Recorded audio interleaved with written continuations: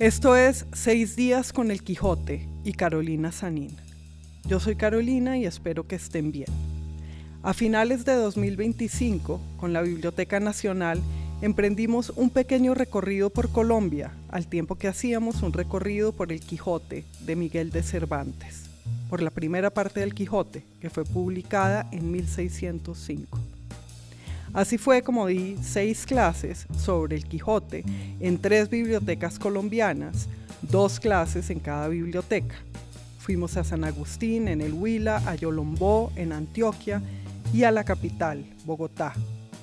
En cada clase, que tenía un público en vivo, por supuesto, me referí a una serie de capítulos, de modo que al cabo de las 6 clases habíamos recorrido los 52 capítulos del primer Quijote. Las clases estaban dirigidas a personas que nunca habían leído la novela y también a quienes sí. En ellas alterné repasos y recuentos con comentarios y análisis. Grabamos las conferencias y luego las editamos y ahora se las presentamos a ustedes en forma de podcast. Ojalá lo disfruten y les sea de provecho. En esta sesión, grabada en la Biblioteca Pública Municipal de San Agustín Huila, hablamos de los capítulos 1 a 8 del Quijote. La vez pasada vimos, ayer, cómo el caballero se preparaba, se ponía su disfraz y se ponía un nombre. Y eso quiere decir que su nombre también es parte de su disfraz. Siempre que nos presentamos ante otro, somos la imagen de nosotros. Siempre. ¿Cuál es el nosotros de nosotros? ¿Quién soy yo de verdad, verdad, en mi corazón, en la pureza de mi ser? No sabemos. Ese otro de nosotros que es como el corazón del corazón también es otro. O sea, el más uno que uno desconoce es otro. Hablamos también de cómo el autor habla de sí mismo en primera persona desde la primera línea, ¿no? En un lugar de la Mancha de cuyo nombre no quiero acordarme, ahí está yo, el yo del autor. No solamente vivía un hidalgo no sé qué, no solamente voy a contar la historia de él, sino que incluso antes de que diga él, ya estoy diciendo yo. Entonces es una historia que es del caballero y a la vez es de Cervantes. Y el caballero es en muchos aspectos el autor. Ya les decía que la Quijotada de Cervantes es escribir el Quijote. Esa es su gran aventura. Y la aventura que va a cambiar su vida. Es una aventura de viejo, además. Tiene la misma edad Cervantes que el Quijote, que Don Quijote cuando va a publicar su libro. Lo vimos prepararse, ponerse las armaduras de sus ancestros que limpió, armarse una celada con unos cartones, salir como un mamarracho encima de su caballo flaco, su rocín. Hechas pues estas prevenciones, dice el capítulo 2, que es en el que vamos, no quiso aguardar más tiempo a poner en efecto su pensamiento, apretándole a ello la falta que él pensaba que hacía en el mundo su tardanza. Vean que parte de su delirio es pensar, el mundo necesita esto, que es parte del delirio de todos, ¿no? De cada político, por ejemplo. Es que el mundo necesita lo que yo voy a hacer.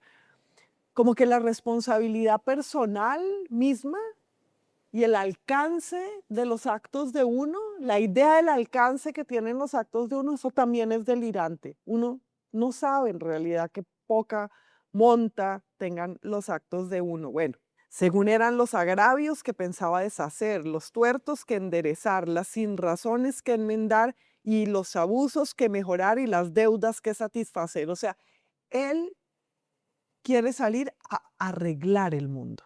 Fíjense en ese delirio, a componer el mundo. Y así, sin dar parte a persona alguna de su intención y sin que nadie le viese, una mañana antes del día, que era uno de los calurosos del mes de julio, se armó de todas sus armas, subió sobre Rocinante, puesta su mal compuesta celada, embrazó su adarga, tomó su lanza y por la puerta falsa de un corral salió al campo con grandísimo contento y alborozo de ver con cuánta facilidad había dado principio a su buen deseo. Vean que la primera aventura y el primer acto del caballero loco del lector es salir, salir. Sale de madrugada, sale como quien dice por la puerta de atrás y sale pues en el peor día para salir a buscar aventuras porque es uno de los días calurosos de julio. Pero pregúntense, ¿qué es salir? Este salir, ya lo hemos visto, crear, que es hacerse otro cuerpo, hacerse un personaje, y ahora va a salir. Nosotros, ¿cuándo salimos? ¿Qué significa salir para nosotros? A mí a veces me parece que uno siempre esté adentro por más que salga, ¿no? O sea, ¿qué significaría salir? Y me parece que esta voluntad de Don Quijote, que es presentarse en un escenario, que es el mundo, como salir es salir a hacer espectáculo, es también una voluntad y un deseo de nacer. Fíjense en eso, en nacer, en qué significa nacer. Pasa uno de estar dónde a estar dónde en esa exposición y también en cuántas veces en su vida nace uno. ¿Qué maneras nace uno? Todos los días nace, tal vez, ¿sabes? La unidad en la que uno vive es el día y uno despierta y es nacer cada vez que despierta en todo caso. Y entonces, después de que salió, se dio cuenta de que no estaba armado caballero. Para ser caballero había que pasar por una ceremonia, que era la ceremonia de armar caballero. Usted tenía que armar caballero un rey, por ejemplo, un superior a ti. Y la ceremonia de volverse caballero tenía unas condiciones. Una de ellas era velar las armas durante toda la noche en una capilla. Y luego el rey que te armaba caballero te tenía que dar una palmada en la nuca, pegar, golpear, darte un golpe de espada en cada hombro. Había toda esta ceremonia y Don Quijote se dio cuenta de que alguien lo tenía que armar caballero. De lo primero que se da cuenta cuando sale, todo esto ustedes lo pueden leer como alegoría de la vida humana. Lo primero que se da cuenta cuando sale es de que necesita a otro. Hay otro que tiene que garantizar, confirmar que él es lo que cree ser. Hay otro que lo tiene que armar caballero. Bueno, siguió su camino sin llevar otro camino que aquel que su caballo quería, creyendo que en aquello consistía la fuerza de las aventuras. Está siguiendo el camino que el caballo quiere. El caballo coge por un camino y él va a seguir por donde quiera Rocinante. Ustedes que han visto caballos y burros y mulas, saben muy bien que lo que más quiere un caballo, un burro, una mula ir es de regreso a la casa. Y ya verán cómo luego eso es lo que va a hacer Rocinante, volver. Pero por ahora pues está ahí a pasito, yendo. Pero ¿qué significa eso? ¿Qué significa ir a donde te lleve el caballo? A donde te lleve también la parte animal tuya, a donde te lleva el deseo, ¿no? Y un poco soltar el control. Vean todo lo que él está haciendo. Dice, se dice a sí mismo, ¿quién duda sino que en los venideros tiempos, cuando salga a la luz la verdadera historia de mis famosos hechos, que el sabio que los escribiere no ponga cuando llegue a contar esta, mi primera salida tan de mañana, de esta manera? Apenas había el rubicundo Apolo tendido por la faz de la ancha y espaciosa tierra las doradas hebras de sus hermosos cabellos. Está Don Quijote redactando su libro. Un día el sabio que va a escribir mis aventuras va a escribir esto y lo dice que pues en un estilo horrible. Cervantes está ridiculizando a Don Quijote. O sea, en vez de decir el sol, vieron cómo dice, ¿no? El rubicundo Apolo que tiende por la faz de la ancha y espaciosa tierra las doradas hebras de sus hermosos cabellos, los rayos del sol. Se está burlando de la ampulosidad y la farragosidad y la cursilería, la charrera de Don Quijote. Es un viejo charro, entre otras cosas, cursi, pretencioso, todo eso. Y a la vez nos da ternura. Yo creo que ya ustedes están sintiendo, ya se están dando cuenta de cómo es el mecanismo, ¿no? Crueldad, ternura. Te burlas de ese viejo y también te enternece. Y también te das cuenta de que es tú mismo, de que uno tiene cosas de Don Quijote.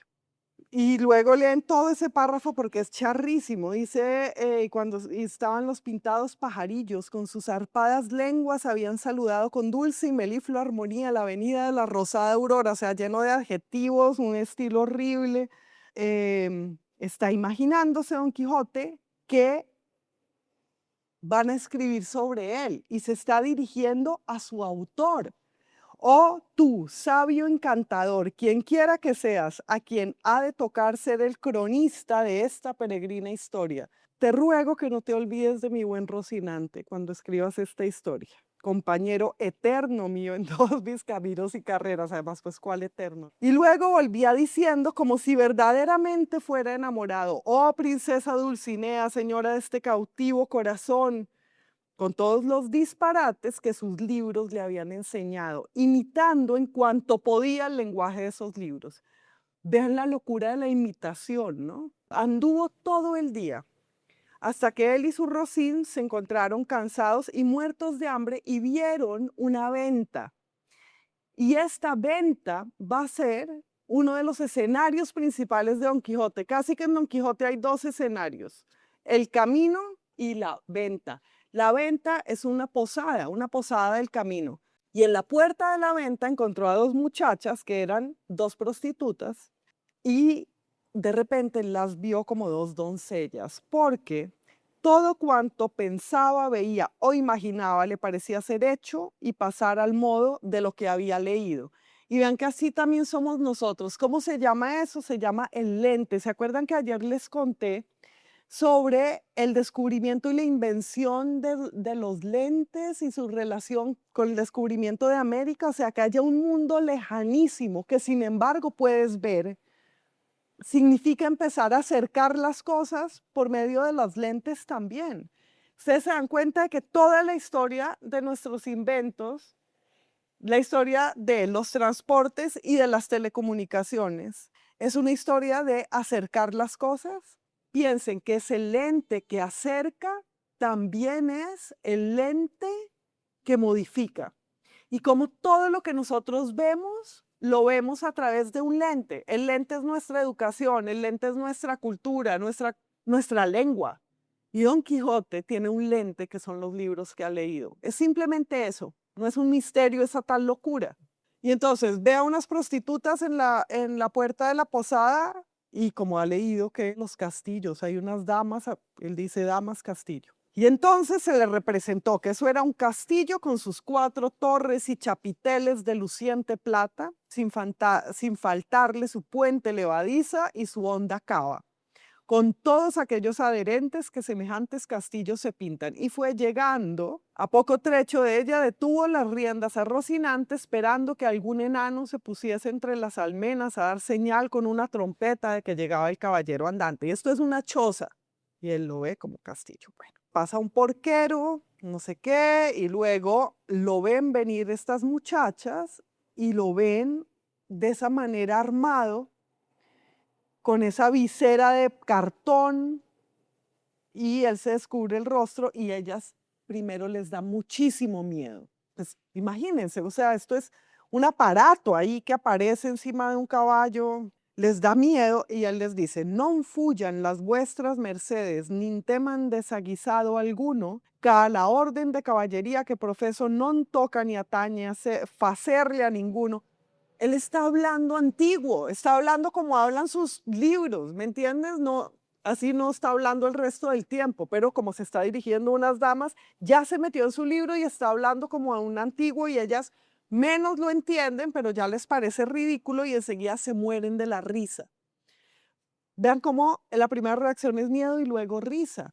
Y vean cómo se tocan siempre en nuestras vidas también el miedo y la risa, ¿no? Ustedes han visto películas de terror y se dan cuenta de que a una película de terror, si se le va la mano en alguna cosa, se vuelve comedia. Entonces, esta es la reacción que tienen frente a Don Quijote. Se mueren de la risa y él se enfurece y les dice que no conviene a unas hermosas reaccionar así, no sé qué. Siempre va a estar regañando a todo el mundo, enseñándole a todo el mundo. Y luego aparece el ventero que dice Cervantes que por ser muy gordo era muy pacífico, el cual, viendo aquella figura contrahecha, armada de armas tan desiguales, temiendo la máquina de tantos pertrechos, determinó hablarle comedidamente. Entonces aparece el dueño de la venta. Y Don Quijote cree que es un castellano. ¿Qué significa un castellano? Un dueño de un castillo. Pero fíjense que es el nombre de nuestra lengua también. El castellano, que es el de Castilla, pero que también significa el dueño de un castillo. Entonces, todo eso está en esa palabra castellano. La lengua, el dueño de un castillo, el dispositivo que hace que nuestra choza sea un castillo, que es la lengua. El ventero rápidamente, muy inteligentemente, decide que le va a seguir el juego. Le dice que en esa venta encontrará de todo, que podrá descansar todo menos cama. Y Don Quijote le dice que los caballeros andantes no les hace falta descanso y que no importa. Entonces él le dice, ah, bueno, porque entonces en esta venta tendrá mucha ocasión de no dormir. Y Don Quijote le recomienda que tuviese mucho cuidado de su caballo, porque era la mejor pieza que comía pan en el mundo. Y el caballo, acuérdense que es una chanda de caballo, flaco, flaco y pésimo, y Don Quijote lo encomienda mucho, que es muy bonito también, como todos vemos mejor lo que tenemos. Nuestros hijos, todo es mucho más lindo que lo que es, nuestros libros los vemos. Y Don Quijote igual resuelve que su caballo es una belleza.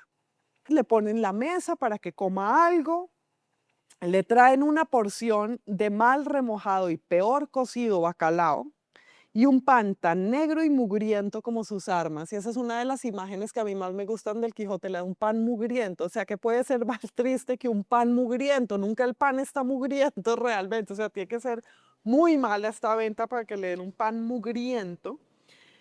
Y él no se va a quitar esa celada que tiene amarrada con unas cintas verdes, o sea, todo un aparato mal puesto. Y para darle de beber, entonces, el ventero horada una caña, es decir, fabrica una especie de pitillo y le pone un cabo en la boca y en el otro le va echando el vino. Y esto es puro del Lazarillo de Tormes. Esta es una escena en que el Lazarillo de Tormes roba vino chupándosela por una pajita y acá está haciendo Cervantes esta cita, pues, del, del Lazarillo. Bueno, pero entonces Don Quijote quiere que lo armen caballero, como les conté. El ventero está siguiéndole el humor, es decir, está siguiéndole la corriente. La caballería tiene unas leyes y lo que Don Quijote está haciendo es acogerse a unas leyes. No es que se esté volviendo un forajido, un pirata fuera de las leyes, sino que necesita cumplir unas reglas de otro código, y ese código es el código de la caballería. Y parte del delirio es llenarse de reglas también. Y él va a cumplir esas reglas. El ventero en un momento dado le pregunta si tiene dinero y Don Quijote dice que no tiene ni un peso, no tiene blanca, dice, porque pues no ha leído en ninguna novela que los caballeros andantes lleven dinero. El ventero le dice pues que es que eso no se tiene que escribir y que sin embargo todos los caballeros tienen dinero y camisas limpias. Pero entonces aquí hay toda una pregunta sobre la ficción, ¿no? ¿Qué no aparece en una novela? ¿Qué cosa es, qué es literario y qué no? Pues en las novelas de caballería no van a poner cuánto gasta el caballero en cada cosa. Es como si nadie tuviera que gastar plata, simplemente van a sus aventuras.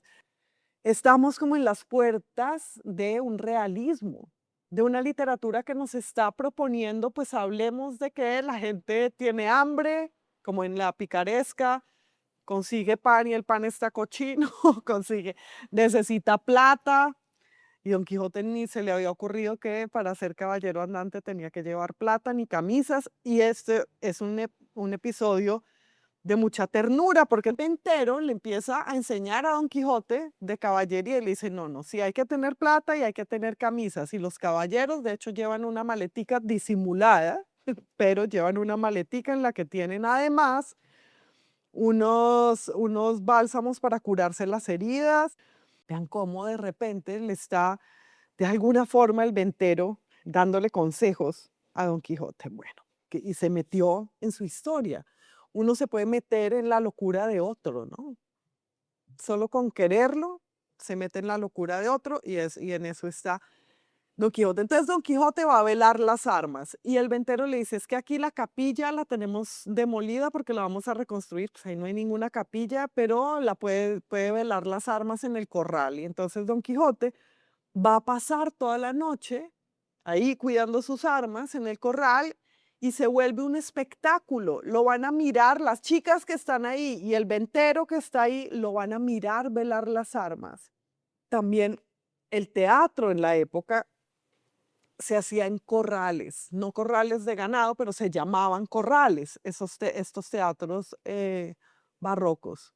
¿En qué se parecerá un corral en el que se encierran animales con un corral en el que los espectadores vemos teatro? Vean nuevamente los animales que dicen poemas, los animales y el teatro, la enseñanza de los animales. Y entonces Don Quijote está ahí sin dormir, lo están mirando, es un escenario lo que tenemos ahí, ¿no? Y Don Quijote alza los ojos al cielo y puesto el pensamiento, según parecía, en su señora Dulcinea, dijo: acorredme, señora mía, en esta primera afrenta que a este vuestro avasallado pecho se le ofrece. No me desfallezca en este primero trance vuestro favor y amparo. ¿Qué está haciendo al levantar los ojos al cielo y decir, Dulcinea, socórreme? Está elevando una plegaria, ¿no? ¿Qué es Dulcinea? O sea, ¿qué papel tiene esta dama de la que escoge estar enamorado el caballero, como escogían las damas los trovadores, como un poeta escoge su dama, o un cantante? Ustedes conocen baladas de amor. Ese tú y esa dama a la que se canta, pues no es una persona, es todo. El objeto de deseo, y el objeto de deseo también es el objeto de devoción. ¿Quién es esta dama? También es la Virgen María, ¿no? Cada vez es la dama que aparece al final de la Edad Media, aparece la devoción por la Virgen María. Y la Virgen María también es la dama de la que está enamorado el poeta o el caballero, en nombre de la cual hace hazañas. Si uno hace las hazañas en nombre de un amor, pues las hace mejor, ¿no? Hace la guerra y mata a todo el mundo en nombre de su amor y puede triunfar. Es distinto no tener en nombre de quién hacer nada. Fíjense en ese amor, para qué sirve, y en cómo ese amor es también la divinidad. La dama ideal es también el rostro de Dios mismo. Es trascendente, es eterno, ese objeto amoroso. Es inalcanzable, por supuesto, no es que se quiera casar él con Dulcinea, no es eso, es otra cosa. Tiene que ver con no alcanzarlo nunca, por tanto es eterno, por tanto puedes hacer todo, vivir en nombre de ese amor. Y eso es el amor romántico. De repente está rezando, acorredme, señora mía, y diciendo estas y otras semejantes razones, soltando la adarga, alzó la lanza a dos manos y dio con ella tan gran golpe a un arriero que se estaba burlando de él en la cabeza, que le derribó en el suelo, tan maltrecho que si segundara con otro no tuviera necesidad de maestro que le curara. Recoge las armas, se vuelve a pasear con el mismo reposo que antes, y de ahí a poco, sin saberse lo que había pasado, llegó otro arriero con la misma intención de dar agua a sus mulos. O sea, unos arrieros se meten ahí al corral y al segundo le parte la cabeza en 4 pedazos. Entonces ya empezamos a ver los primeros ataques de Don Quijote. Don Quijote es un loco peligroso, es peligrosísimo, es violentísimo. Esos son unos simples arrieros que se meten ahí y él les parte la cabeza. ¿Qué pasa? Que empiezan ellos a lloverle piedras, empiezan a apedrearlo. Empezaron a llover piedras sobre Don Quijote, el cual lo mejor que podía se reparaba con su adarga y no osaba apartar de la pila de las armas por no desampararlas. Y el ventero gritaba que lo dejaran tranquilo, porque él ya les había dicho que estaba loco y que por loco se libraría aunque los matase a todos. Vean esto tan interesante. El ventero les dice, no lo ataquen porque él está loco, y como está loco les va a ganar a todos.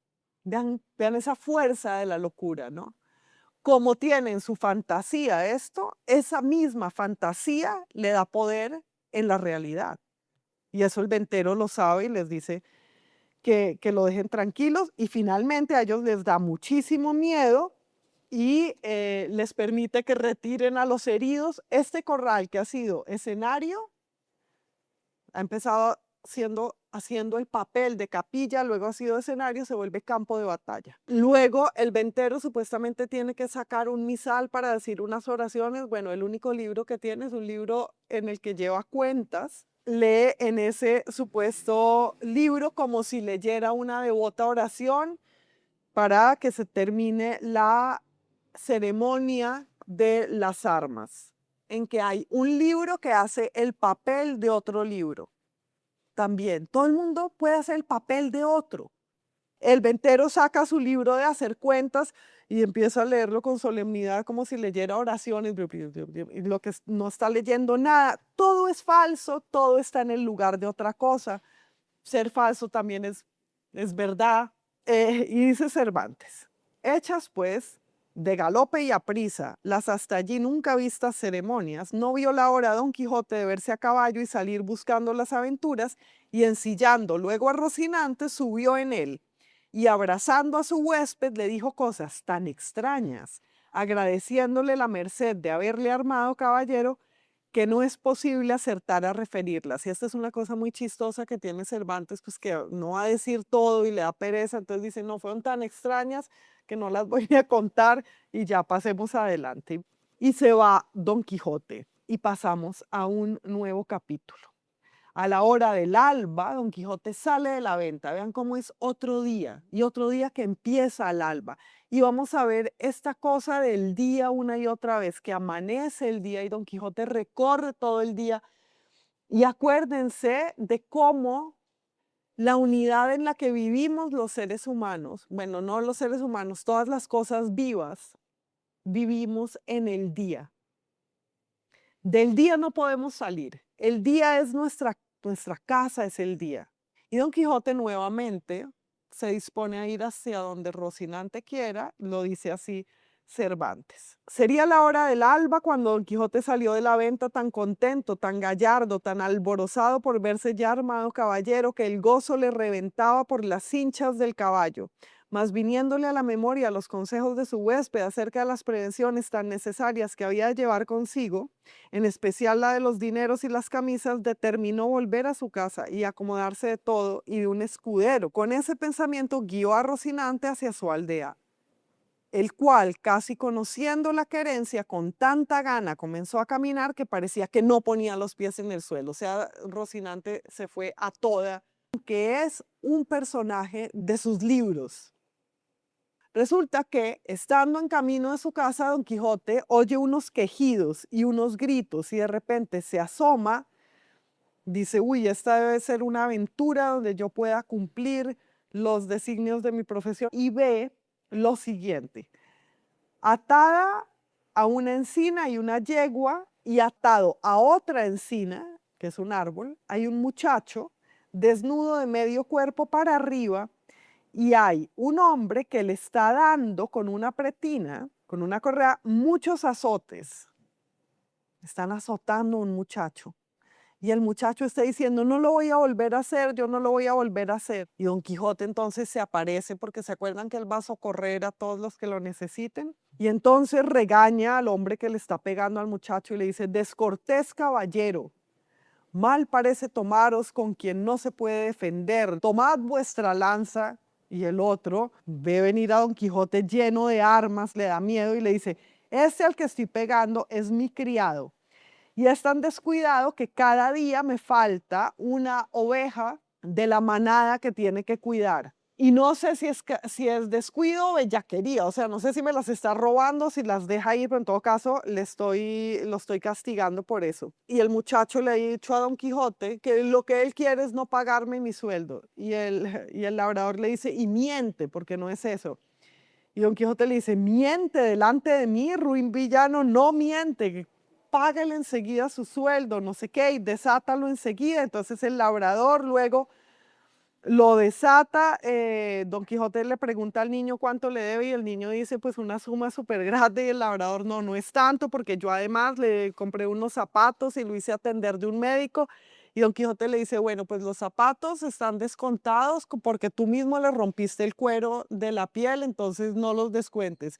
Y las sangrías que le hizo el médico, porque los médicos en la época se acuerdan que sacaban sangre para curar las sangrías, pues tú mismo ya le sacaste otra sangre con esos golpes, así que no, sí le debes toda esa plata. Para resumir esto, Don Quijote se va, dejando supuestamente esto saldado. ¿Y qué pasa cuando se va? Que obviamente el amo del muchacho pues le vuelve a dar muchos más azotes que antes.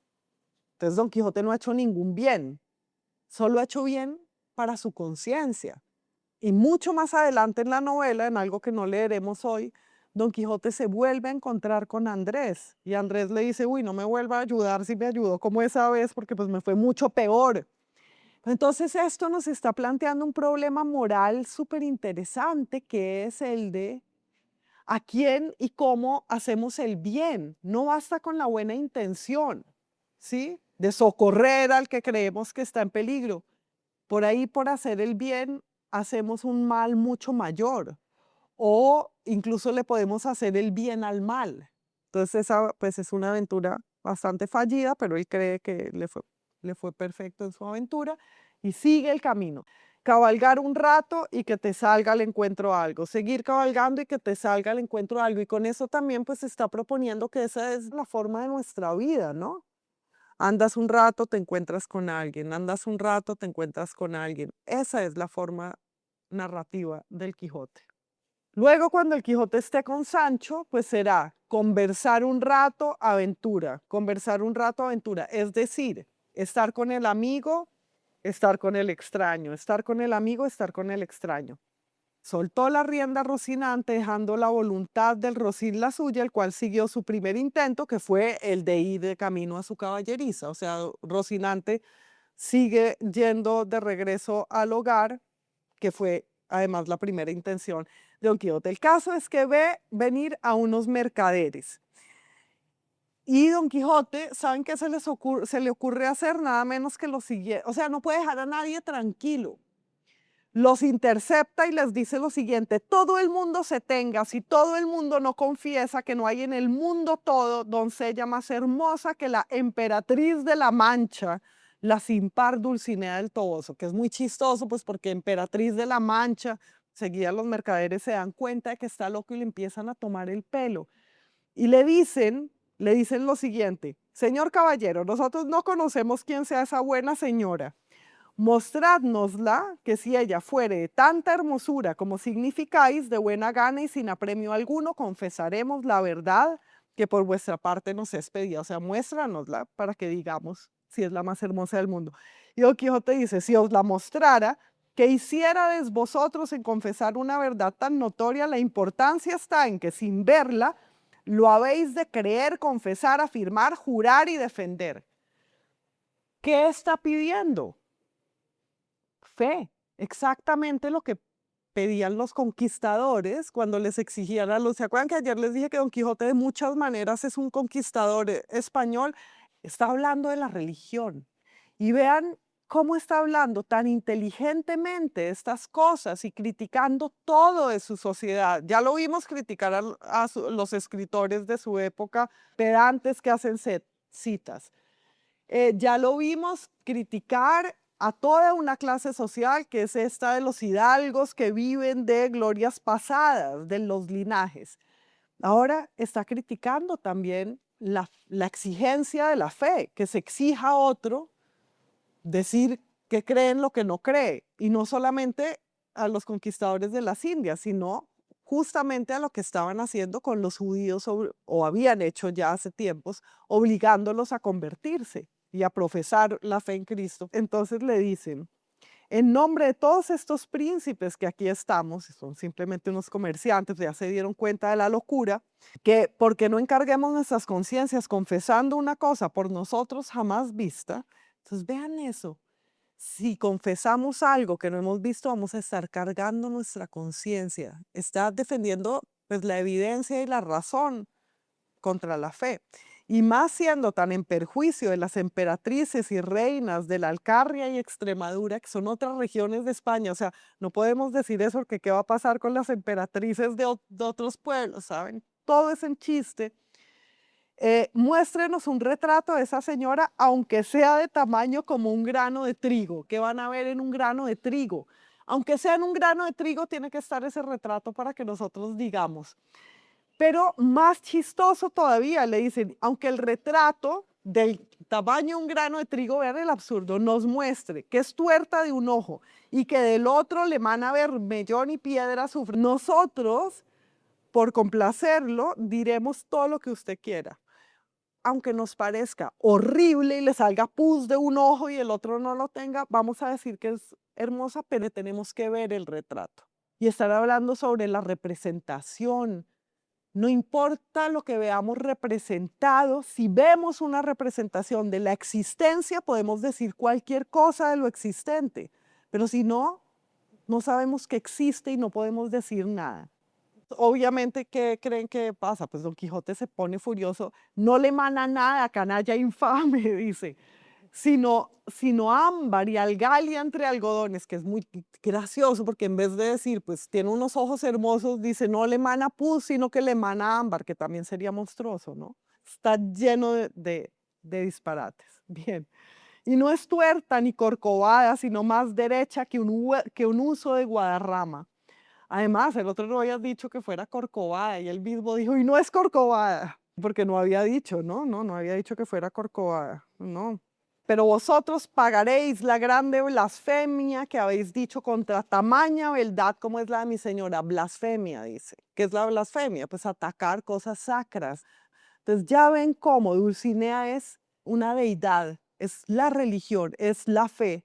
Y los otros están cometiendo blasfemia al decir que es tuerta y le sale pus y todo eso. Y entonces, ¿qué va a pasar? Pues obviamente que los va a atacar, porque lo que él quiere es buscar pelea, lo que él está es que se pelea.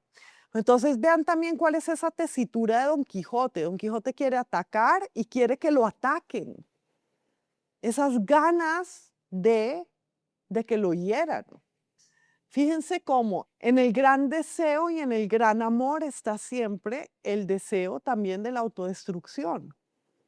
¿Cuál es la mayor intimidad en últimas que otro te mate? Y hay ese impulso autodestructivo de echarse en la boca de un oso o de un león, es también el impulso de Don Quijote. Don Quijote está buscando ese amor de ser destruido en últimas. Y ustedes van a ver a partir de este momento todos los palos que recibe y las destrucciones que recibe Don Quijote y no se muere. ¿Y saben dónde más van a ver eso luego? En los dibujos animados. O sea, ¿ustedes se acuerdan los dibujos animados que uno veía de niño que les pasaba de todo, una planadora por encima y no se mueren? Así tal cual va a ser el Quijote. O sea, le dan unos palos que deberían matarlo y él no se muere y no se muere. Pero eso a mí me hace pensar en otra cosa. Y es en que todos estos libros, estas grandes historias de héroes, porque Don Quijote de todas maneras es un héroe, son historias sobre volver a nacer. ¿Se acuerdan de Odiseo, de la Odisea, en cada naufragio vuelve a salir? Sí, pierde la ropa, por ejemplo, tiene que desvestirse y todo para que luego la diosa lo envuelva con un manto y vuelva a salir. Para mí hablan de la posibilidad de que aunque muramos, volvamos a nacer una y otra vez. Y creo que el Quijote también habla de eso. Canalla infame les dice y va a cometerlos con la lanza y qué pasa que se tropieza y se cae Rocinante. Pobrecito. Y Don Quijote queda tendido y tiene tantas armas que ni siquiera se puede volver a levantar, queda como una tortuga ahí en el suelo. Y les grita, non fuyáis, gente cobarde. Ustedes ya van a ver que una de las cosas más graciosas de Don Quijote son los insultos que le dice a la gente, que son insultos gravísimos y le fascina insultar, y es un energúmeno. Siempre está insultando y peleando. Bien, no siempre, pero mucho. Un mozo de mulas de los que allí venían, que no debía de ser muy bien intencionado, oyendo decir al pobre caído tantas arrogancias, porque Don Quijote caído seguía insultando, no lo pudo sufrir sin darle la respuesta en las costillas. O sea, empiezan a pegar ahí tumbado. Y llegándose a él, tomó la lanza y después de haberla hecho pedazos con uno de ellos, comenzó a dar a nuestro Don Quijote tantos palos. Vean, le rompe su misma lanza y con los pedazos de lanza empieza a palear a Don Quijote. Todo es muy, muy terrible y muy cruel, es una comedia física, hasta que el mozo se cansó de pegarle y los mercaderes y siguieron su camino. Viendo Don Quijote que en efecto no podía menearse, ya no puede moverse, acordó de acogerse a su ordinario remedio, que era pensar en algún paso de sus libros. La locura le trajo a la memoria un pasaje de Valdovinos y del Marqués de Mantua, etc. Entonces, vean, está en el fondo, fregado, no puede moverse. ¿Y cuál es el recurso? ¿Cuál es la cura? Resolver que es otro. Le viene a la mente un pasaje de uno de sus libros, resuelve que es otro, y por ahí pasa un vecino, lo reconoce, sabe que él es el señor Quijana. Cervantes dice, y así debía de llamarse, debía de llamarse así. ¿Se acuerdan que Cervantes no ha decidido cómo se llamaba? Pero cuando oye Cervantes que el labrador le dice, señor Quijana, entonces dice, así debería llamarse. Y mientras tanto, sabemos otra cosa. Mientras esto está pasando, sabemos que en la casa de Don Quijote pues lo están extrañando porque no ha aparecido y desaparecieron las armas también. Entonces el ama y la sobrina saben que se desapareció y están sospechando pues que se puso las armas y se fue a hacer caballero andante, porque ellas ya sabían que se la pasaba leyendo esas novelas. La sobrina le dice al cura y al barbero, que son los amigos de Don Quijote, que muchas veces lo vio que estaba leyendo y que de repente empezaba a dar cuchilladas al aire, a las paredes. Don Quijote ya veíamos que tiene un ama y una sobrina, ¿no? El ama de llaves y la sobrina, una vieja, una jovencita, y tiene también dos amigos. Los amigos son el cura y el barbero. ¿Qué les sugiere eso? El cura se ocupa del espíritu y los barberos el cuerpo, ¿no? Entonces vean cómo está representado ahí un montón de cosas en este cuarteto que acompaña a Don Quijote. El ama y la sobrina, el cura y el barbero. Don Quijote está llegando a su casa mientras en su casa están hablando de él. Todo esto estaban oyendo el labrador y Don Quijote, con que acabó de entender el labrador la enfermedad de su vecino. Y así comenzó a decir a voces: abran vuestras mercedes la puerta al señor Valdovinos y al señor Marqués de Mantua, que viene malherido, y al señor Moro Abindarráez, que trae cautivo el valeroso Rodrigo de Narváez, alcaide de Antequera. Es decir, ábranle la puerta a todos estos personajes de ficción, que son los que Don Quijote dice que es. Pero oigan esto con atención. A estas voces salieron todos, es decir, salieron los que estaban adentro, que se acuerdan quiénes son: el ama, la sobrina, el cura y el barbero. Y como conocieron los unos a su amigo, las otras a su amo y a su tío, que aún no se había apeado del jumento porque no podía, corrieron a abrazarle. ¿Qué pasa ahí? El labrador que vive con Don Quijote dice: ábranle la puerta a este y a este y a este y a este, que todos son Don Quijote. Y ellos abren la puerta y uno vio a su amigo, el otro vio a su amigo, el otro vio a la otra vio a su tío y la otra vio a su amo. Lo que está diciendo Cervantes es que cada uno de nosotros sí somos muchos. No solo Don Quijote es el Marqués de Mantua y el Moro Abindarraez, todos esos, sino que es el amigo, el tío, el amo.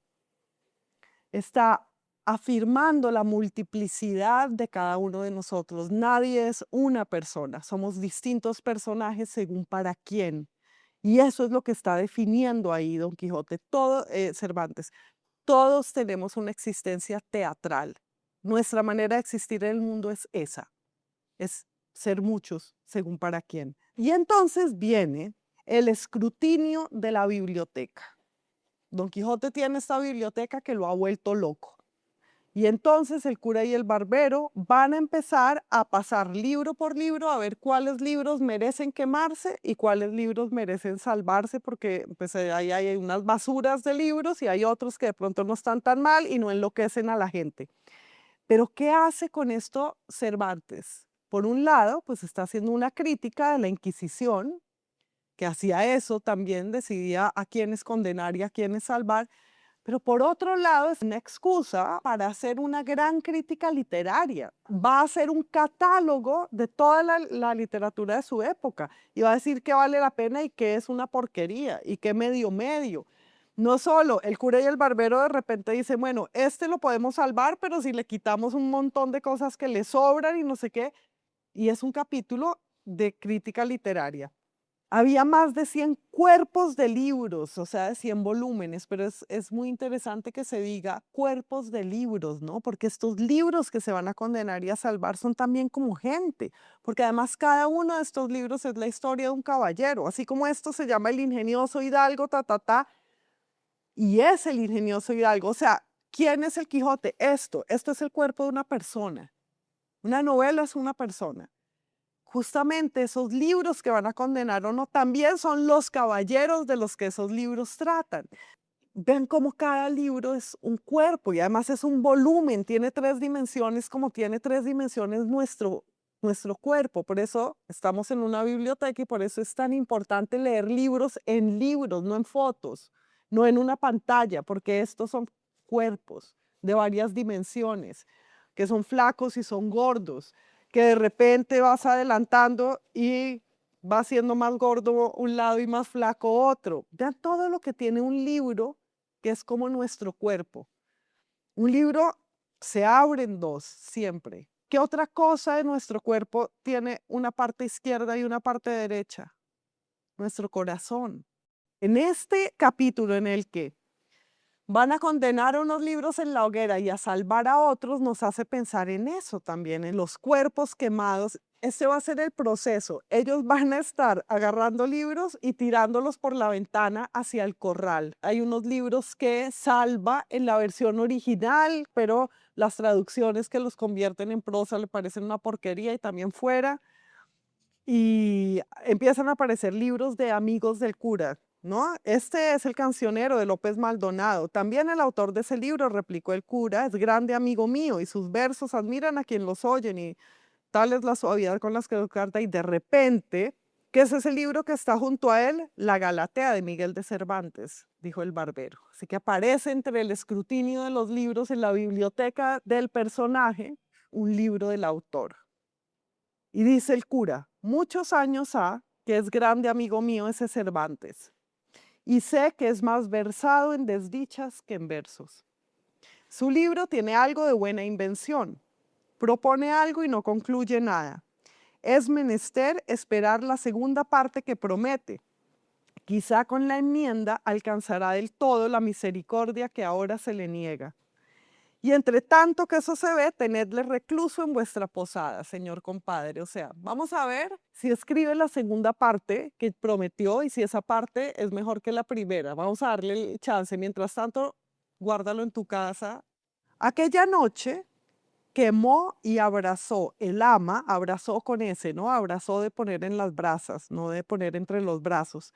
Quemó y abrazó el ama cuantos libros había en el corral y en toda la casa. O sea, el ama, pese a este escrutinio, termina quemándolos todos. Todos los libros que hay en la casa los desaparece. El cura y el barbero resuelven, para curar el mal de su amigo, que tapien el aposento de los libros, para que cuando se levante Don Quijote no los halle y que le digan que un encantador se los llevó, que es algo que él se va a creer porque está de acuerdo con su locura.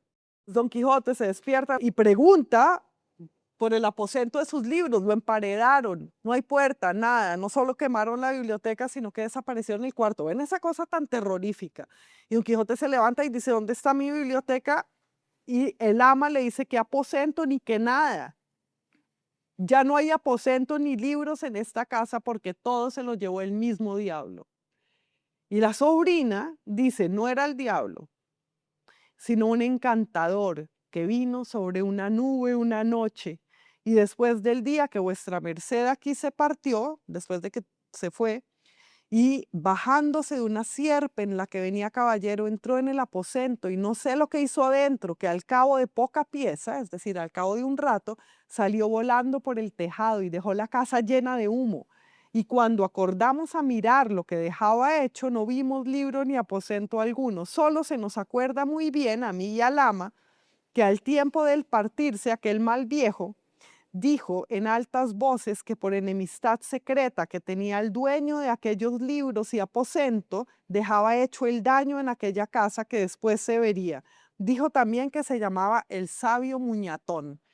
Vean cómo la sobrina de repente se metió en la fantasía del tío. O sea, vino, un sabio encantador montado en una serpiente se bajó, entró allá al aposento, luego dejó la casa llena de humo y cuando se fue dijo que es que era enemigo del caballero dueño de ese aposento y que se llamaba es que el sabio Muñatón.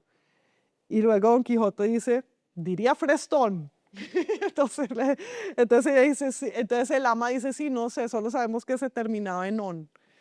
Y entonces dijo Don Quijote, así es, ese es un sabio encantador muy enemigo mío, porque andando el tiempo yo me voy a enfrentar con un caballero a quien él favorece y le voy a ganar y por eso él no me puede sufrir. Vean qué interesante que se va produciendo y reproduciendo y reproduciendo la ficción, no es sino que uno se invente algo, engancha con lo que el otro se inventa, pero vean que ese es el mismo mecanismo del chisme y de todo lo que los humanos hablamos. El chisme es la misma ficción. Cuando ustedes empiezan a hablar mal de alguien, pues enseguida la otra persona, si es divertida y no es, empieza a decir sí, porque yo también oí que no sé qué. Es lo mismo, todo es mentira, todo es versiones, nadie es bueno ni es malo, ni nadie sabe nada de nadie, pero nos enganchamos en una ficción sobre cualquier persona. Entonces Don Quijote dice, "Ah, ya se lo cree, no quisieron hablarle más de eso porque vieron que se le encendía la cólera.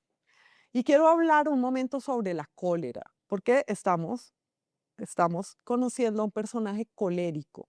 La cólera es como el primer disfraz que nosotros tenemos, ¿no? Cuando uno se enfurece, se convierte en otro y nosotros mismos decimos que alguien que se pone furioso se salió de sí, se salió de la ropa, se salió de él.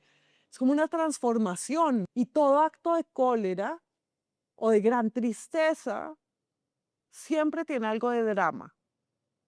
Uno se dramatiza, ¿no? Uno se enfurece y toda cólera es ridícula. Fíjense en ese aspecto dramático de la cólera.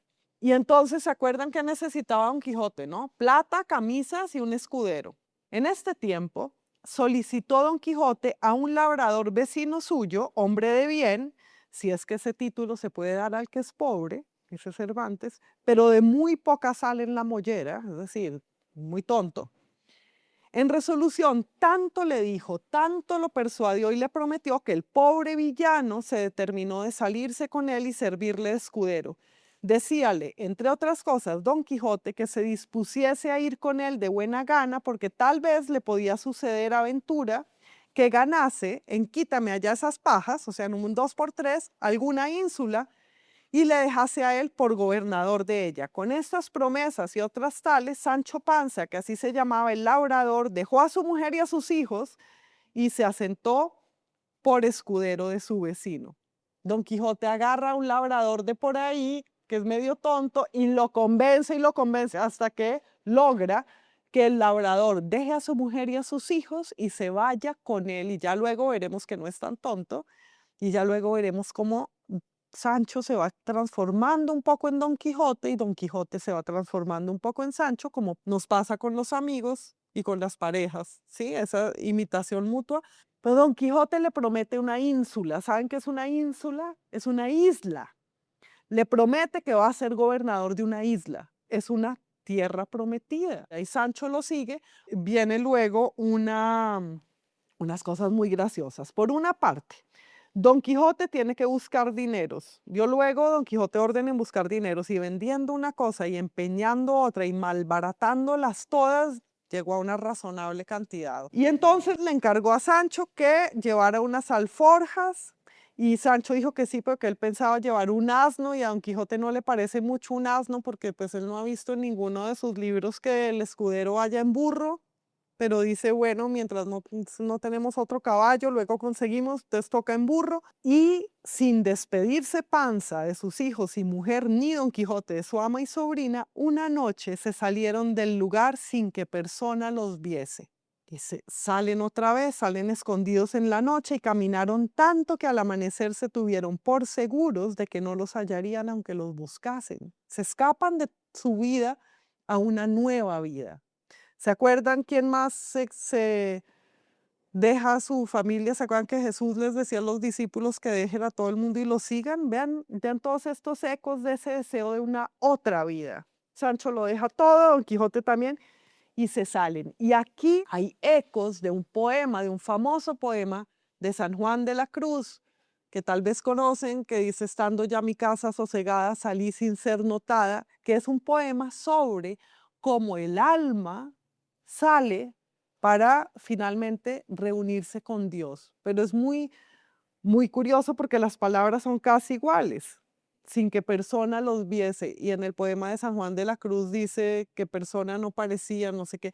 Entonces es también el mismo recorrido que hace el alma saliéndose para juntarse finalmente con Dios, el recorrido que empieza con que el caballero y el escudero se salen por la noche sin que nadie los vea. Tomaron el mismo camino que Don Quijote ya había tomado la primera vez y ya van a ver que ellos andan van a andar en círculos casi todo el tiempo. Mire vuestra merced, señor caballero andante, le dice Sancho, que no se le olvide lo de la ínsula que me tiene prometida, que yo se la sabré gobernar por grande que sea. Pues es un labrador, ¿no? Que va a saber gobernar nada. Y entonces empieza este diálogo de locos y Don Quijote le dice, es que podría ser que antes de 6 días ganara yo tal reino. Vean que esto es muy chistoso. Y Don Quijote dice, incluso tuviese a otros adherentes que viniesen de molde para coronarte por rey de uno de esos, o sea, ya está diciéndole a Sancho que va a ser rey. Sancho dice, si fuese yo rey por algún milagro de los que vuestra merced dice, por lo menos Juana Gutiérrez, mi oíslo, es decir, mi esposa, vendría a ser reina y mis hijos infantes. Y dice Don Quijote, ¿quién lo duda? Y dice Sancho, pues yo lo dudo porque mi esposa no sirve para ser reina. Dice de una manera más cruel, sepa señor que no vale 2 maravedíes para reina. Condesa le caerá mejor y aún Dios y ayuda. Y eso, le dice Don Quijote, encomiéndalo a tu a Dios, Sancho, que Dios dará lo que más le convenga, pero no apoques tu ánimo tanto que te vengas a contentar con menos que con ser adelantado. Estos son dos desarrapados que van ahí en caballo, en burro, y están hablando de que si rey, y el otro no, de pronto condés, y el otro, pero no te bajes tanto tus expectativas. O sea, vean esto. Voy a contar una aventura más y acabamos, y es la famosísima aventura de los molinos, que es el capítulo que sigue, es la primera que tienen los dos juntos.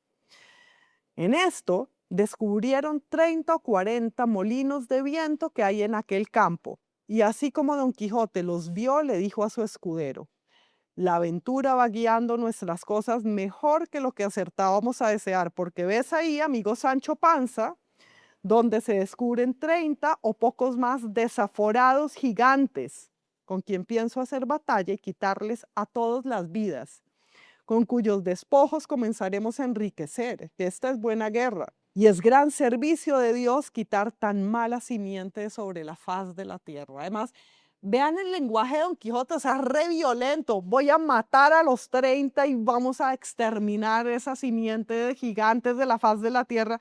¿Qué gigantes? Dijo Sancho Panza. Aquellos que allí ves, respondió su amo, de los brazos largos, que los suelen tener algunos de casi 2 leguas. Vean cómo se forma la alucinación.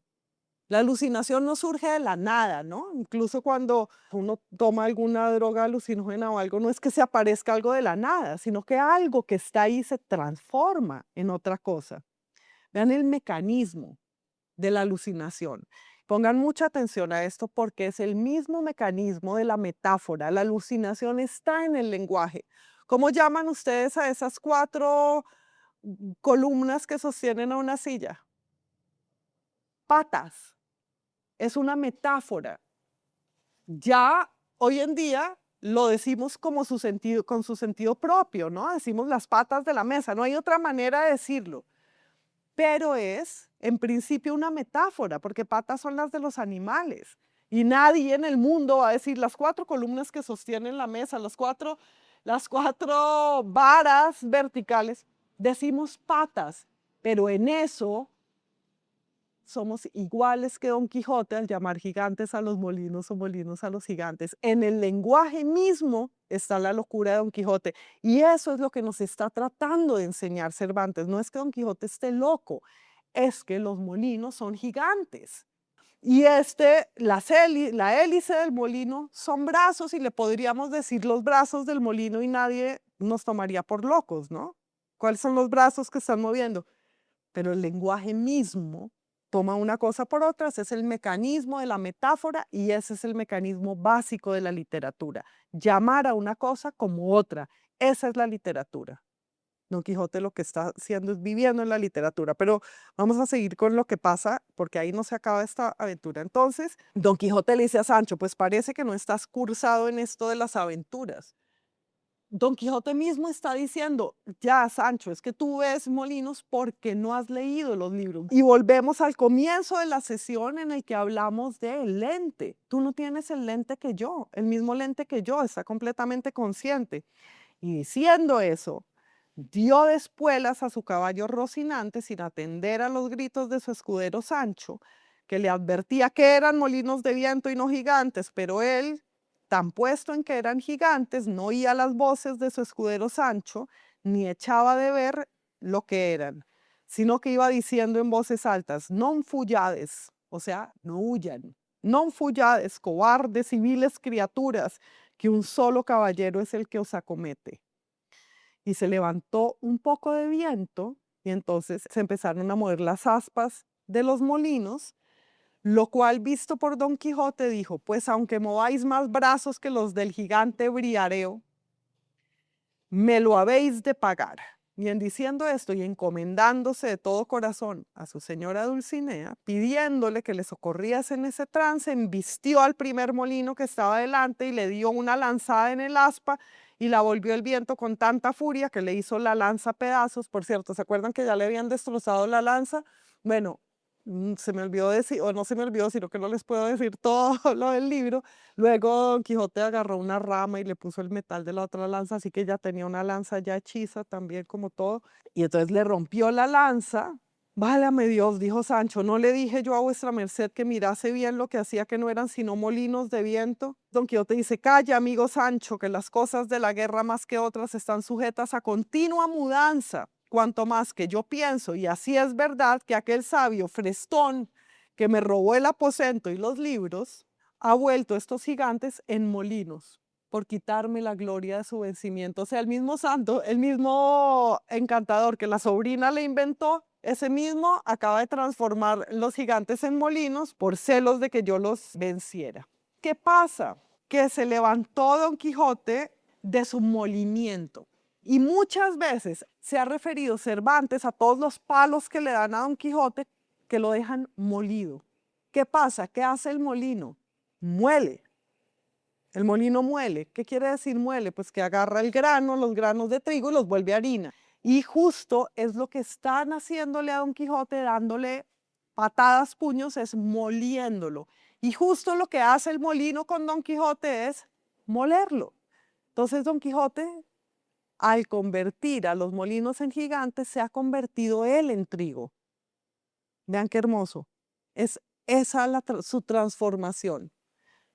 Se va a estar transformando de golpe en golpe como todos nosotros. Todos nosotros vamos de golpe en golpe de la vida, a través de los cuales la vida nos muele y nos convierte en trigo, que nos convierte en pan, para que se lo coma alguien o alimente a alguien y a los gusanos, en fin. Vean el mecanismo de la metáfora, ¿no? Él convirtió a los molinos en gigantes y fueron los molinos los que lo convirtieron a él en trigo. Es una belleza. 6 días con el Quijote es un podcast de Carolina Sanín y la Biblioteca Nacional de Colombia. La directora de la Biblioteca Nacional es Adriana Martínez Villalba. Juliana Echeverry grabó las conferencias. Daniel Rugeles editó el podcast.